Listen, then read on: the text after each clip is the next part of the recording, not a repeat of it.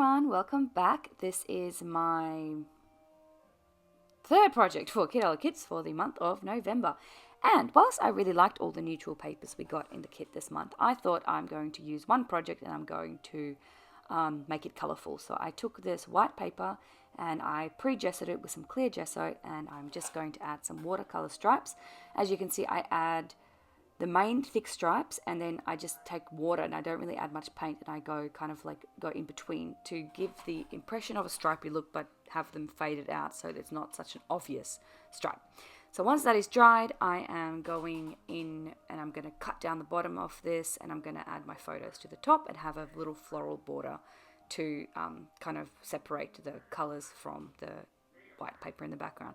I saw this on Pinterest, but it didn't have any link to whose photo it was, so I can't link the person, which sucks, but I am pretty sure it was someone that did it for a design team, so it was uploaded on a website, but I couldn't find the link to the website.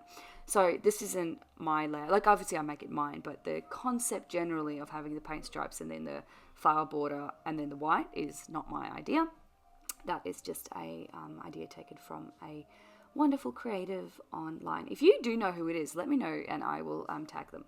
Anyway, I am propping up my title, which is, I don't know, something about blooming, and I'm propping that up there, and then I'm just going to mat my photos, and then I'm going to stick my photos next to one of the journaling cards that I made in the first week of this month.